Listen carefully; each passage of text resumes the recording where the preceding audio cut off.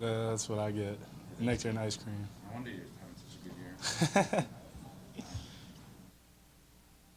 But seriously, I mean, it's a classic New Orleans thing, right? You probably didn't eat and grow up, but it's in a way you can almost see it as kind of like a New Orleans symbol of success. I mean, how do you view just the way that and like I guess I can't get the question out. I'm sorry.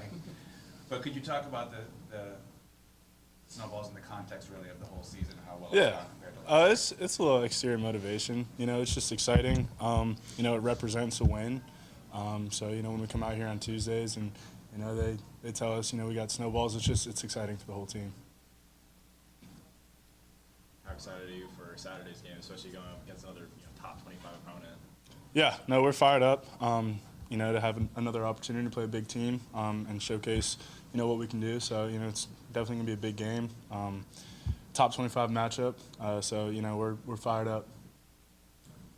Did you care about the college game day thing? Were you following that closely or not? I mean, it was kind of hard not to follow it when everybody was posting about it. But to us, it doesn't really matter. Like we've talked about all year. Want to know no matter the circumstances, the exterior things we kind of try to block out, the rankings, the college game day, all that stuff. So it would have been cool, but it's just the way it goes.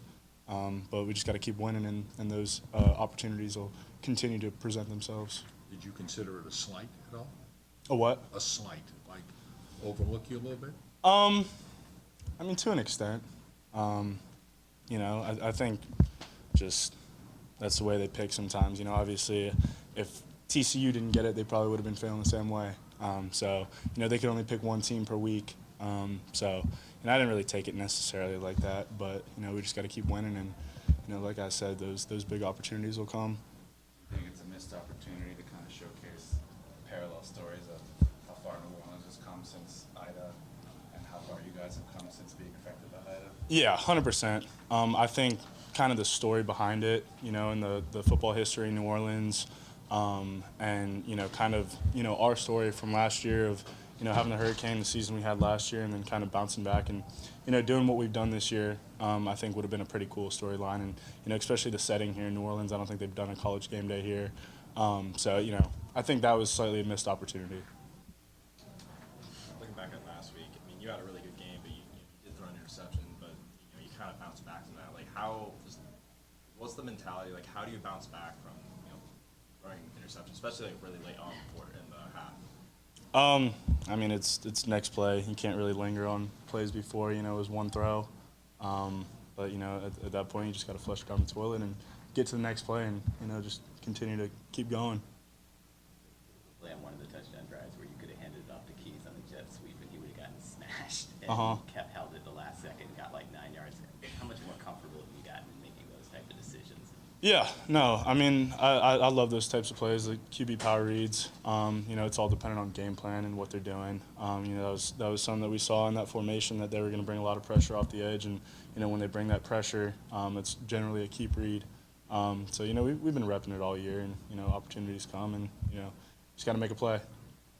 Michael, you had a great atmosphere a couple weeks here, Mm-hmm. a couple weeks ago. Yep. I'm sure it's going to be like that again Saturday. What's it like now? I mean, you've been here through the evolution of this program, to play in games like this, like Saturday and like a couple weeks ago here on campus. Yeah, it's really cool. It's been weird. This is really my first, normal year here, because obviously freshman year was the COVID year, and then last year we were relocated, and then having the season we did. So this has been really the first year that we've got to have an actual environment. So it's really cool to get everybody out here filling up the stands. That homecoming game was awesome. So hopefully this Saturday will be packed out like that again. Did you have any reservations about? There's a lot of quarterbacks enter the transfer pool, especially after a down year like last year. Do you have any reservations about coming back here after the way last season played out?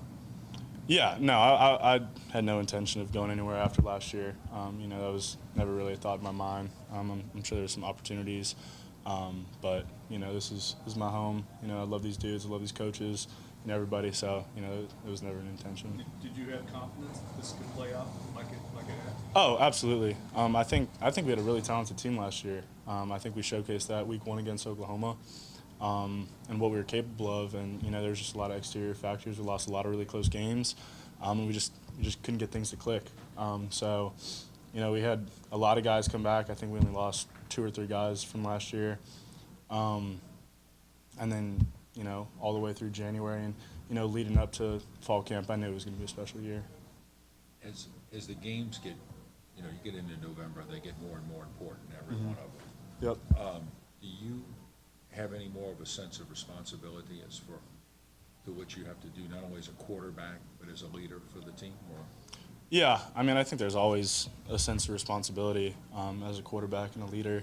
I haven't necessarily changed anything. If you're asking in terms of that, I've tried to be consistent in what I've done from January to the start of the season, until now. So I wouldn't say that I've changed anything, but I've continued to do my best to be a leader and kind of lead by example, be a vocal leader, help guys out, try to guide them the right path, and kind of do all I can do.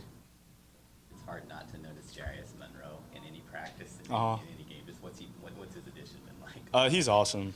His level of energy is really cool. He's so passionate about the game of football. And sometimes I can get the best of him because he is so passionate. But just seeing him out there, his leadership in terms of kind of pumping everybody up. He's in that term kind of like Tajay and Sincere, being vocal leaders and always have a smile on their face. Always comes out with energy, and that's what you need to be successful. You can't come out here moping around and being inconsistent. He's consistently the same guy every day. Comes out with a lot of energy. How important is it to have him around? You lost a really good player in Kennedy. Yeah. Jarius, you can have a guy like him step in. Yeah, no, it's next man up mentality, and I think he's done a phenomenal job since the moment he walked in the doors, preparing for this opportunity, and now it's here, and you guys saw what he did, last week was an incredible performance, so he's just got to keep that going. Michael, I know we've talked about it before, but how much does the offense just feed off of the defense when we're still top 20 in the nation? Yeah, no, it's awesome. I think it's a very mutual thing between the offense and defense. Anytime in the game of football, the offense and defense have to feed off each other.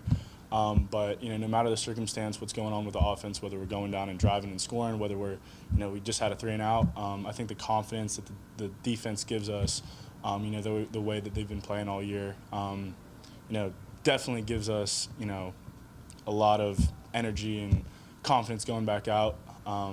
So definitely feed off each other really well.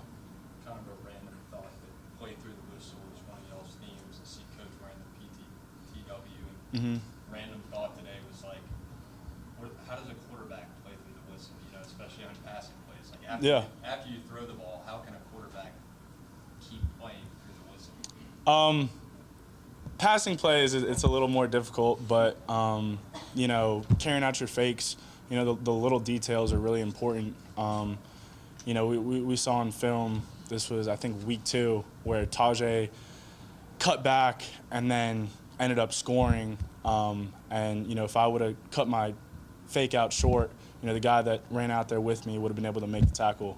So it's the little details like that, and just, doing what we prep doing every day. Have you ever heard the 1949 stat or seen that?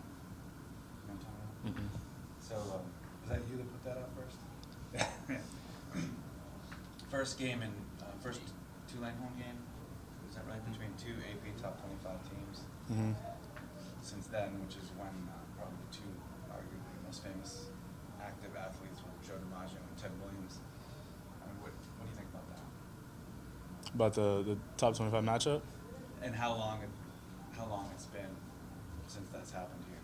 Yeah, no, I mean it's really cool, to be able to host a game like that, and to see that we've put ourselves in the position to be there. All the work that we've done has paid off, and we're going to get to play a great opponent and showcase what we can do and what we've been practicing for. So it's exciting.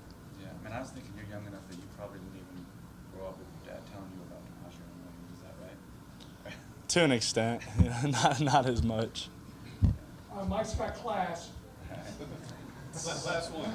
What's your impression of Central Florida? you know, they got a good, talented team. They play hard. They got a physical D-line.